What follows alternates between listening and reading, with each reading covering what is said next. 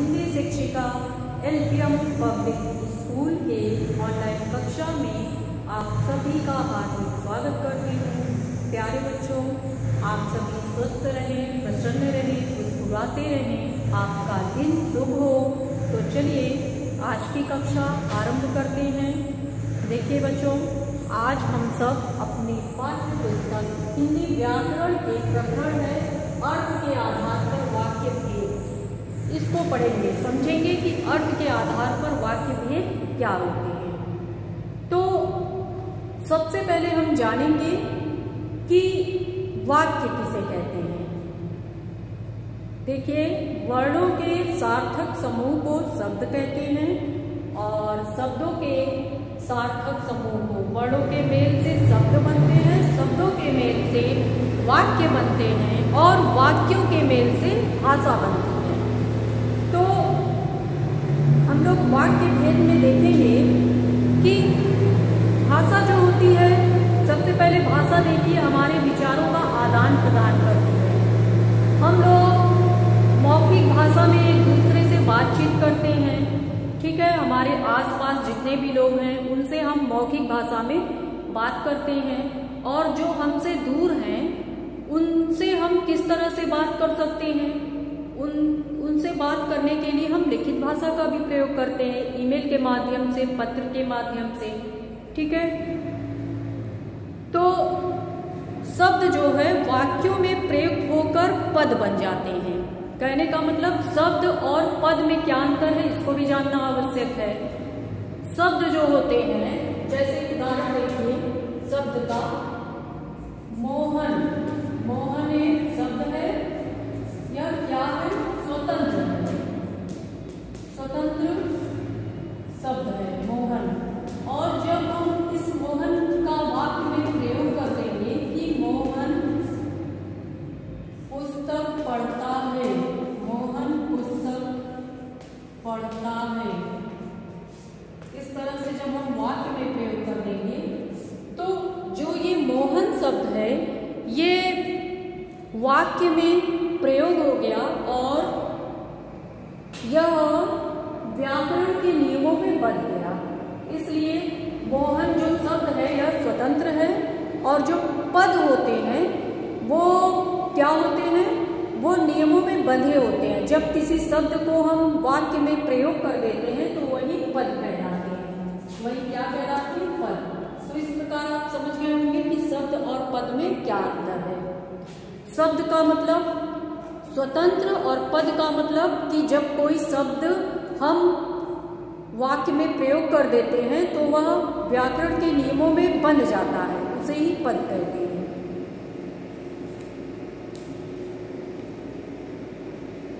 तो आज हम लोग पढ़ेंगे अर्थ के आधार पर वाक्य भेद। जैसा कि क्लास 9th में दिया है, अर्थ के आधार पर वाक्य भेद, इसको हमें पढ़ना है कि 8 प्रकार के होते हैं। जब आप क्लास 10th में जाएंगे तब आपको रचना के आधार पर वाक्य भेद पढ़ने होंगे। तो अभी आपको पढ़ना है अर्थ के आधार पर वाक्य भेद। कितने होते हैं, 8 होते हैं। और जब रचना के आधार पर आप पढ़ेंगे तो वो आपके सिलेबस में नहीं है, 10th में है। रचना के आधार पर आपको 3 मिलेंगे, सरल वाक्य, संयुक्त वाक्य और मिश्र वाक्य। तो अभी आपको पढ़ना है अर्थ के आधार पर वाक्य भेद 8 प्रकार के होते हैं। चलिए देखते हैं कौन कौन से। पहला है आपका विधानवाचक,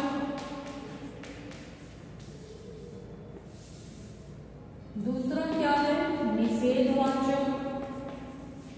अभी एक एक करके हम लोग समझेंगे।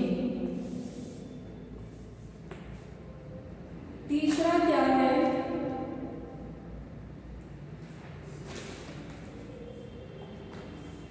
प्रश्नवाचक।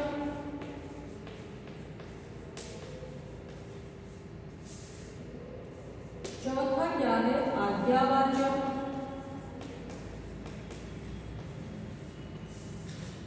ठीक है। और 5वां क्या है, इच्छावाचक।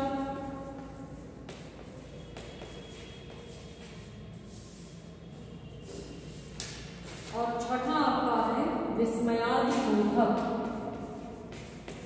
विस्मयादि बोधक।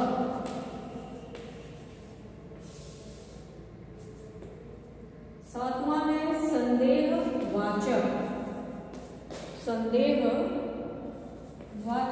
और आठवां आपका है संकेतवाचक, संकेतवाचक।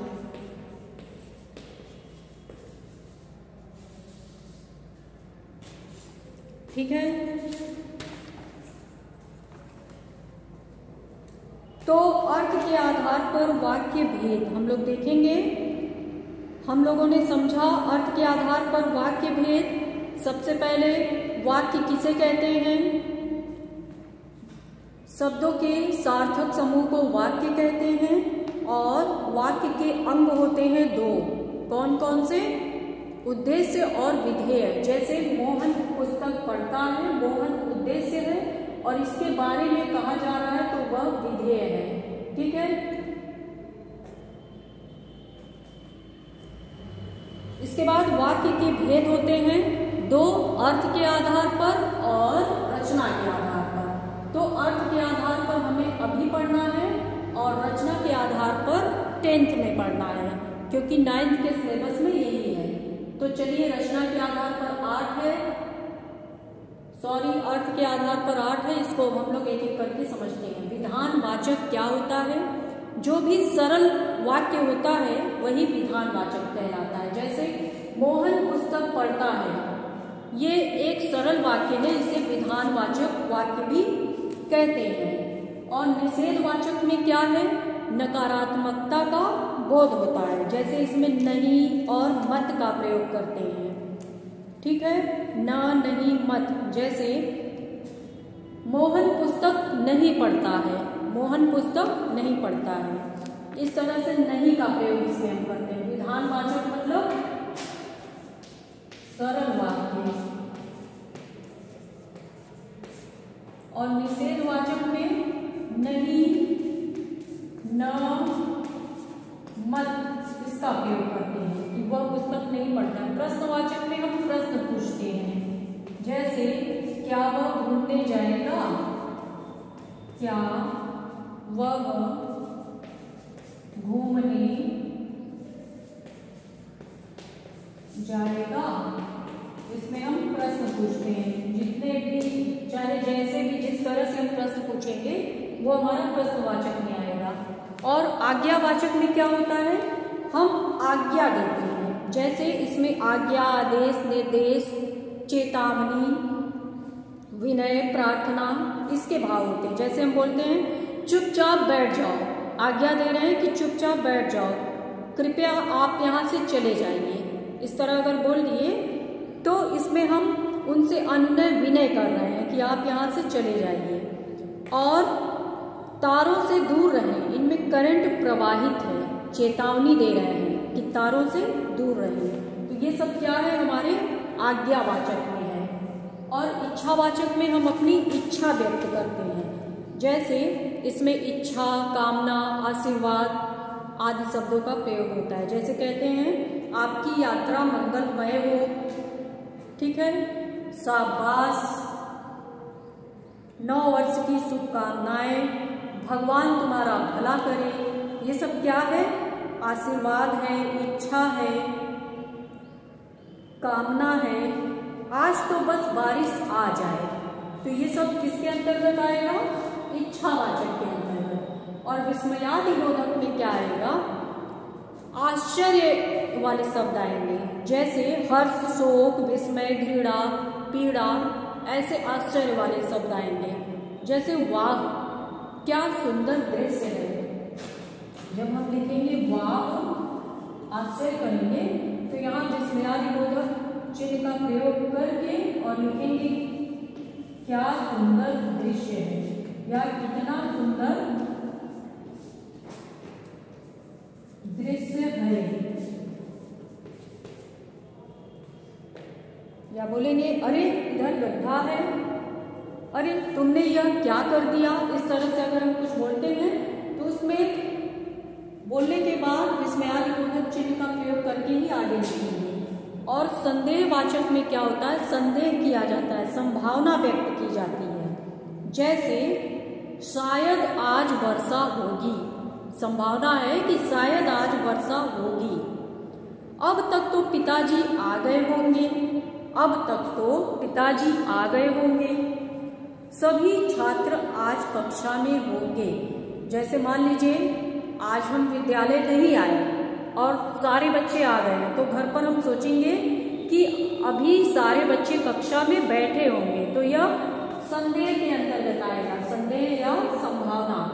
और संकेतवाचक क्या है, इसमें